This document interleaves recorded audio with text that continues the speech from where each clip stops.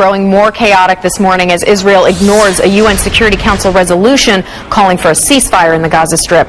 Take a look. We've got some dramatic video that's been coming in off the satellite feeds this morning. Israel's prime minister saying the resolution that the UN has put forward is not practical. However, the Palestinian foreign minister says the moment Israel adopts the resolution, Hamas will do the same.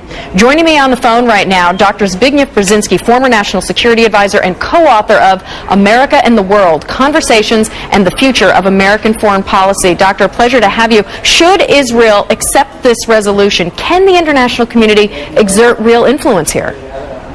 I think Israel absolutely should accept this resolution.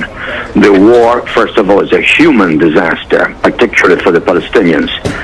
Secondly, it's a political disaster for Israel and indirectly for the United States. The American public is very upset by Israel's conduct.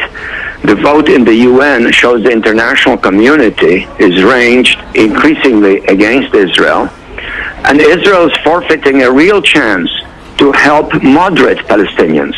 Just imagine if Israel's military initiative was accompanied by significant concessions to the moderate Palestinians on the West Bank, such as releasing prisoners, stopping settlement construction, lifting some of the roadblocks. Then the war at least would have given Israel some political leverage. This way, Israel is just isolating itself. Isn't there a huge part of this problem, though, that when you're talking about more moderate Palestinians, you're talking about Fatah, but you've got Hamas in there, and now you have this humanitarian crisis going on. So it seems that you've got almost two factions in Gaza, then you've got the Israelis, and in the midst of it all now, all of this suffering. Well, my point is precisely that, namely that it would have been in Israel's interest, intelligent interest, to strengthen the Fatah. And the only way that could have been done in the context of a war in Gaza would be to improve the lot of the Palestinians on the West Bank. That would prove that moderation pays. As it is, the Palestinians are really left no option, and we're going to see more and more hatred dividing the Israelis and the Palestinians.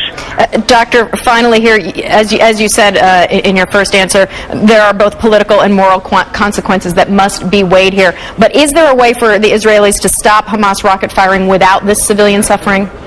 Yes, by lifting also the blockade on Gaza and not keeping 2 million people as hostages, in effect, and punishing them collectively, which is part of the problem. There have been two very good articles on the subject in the last 2 days here in the Washington Post. Today by Jackson Deal, yesterday by President Carter. They make the case very, very clearly to that effect.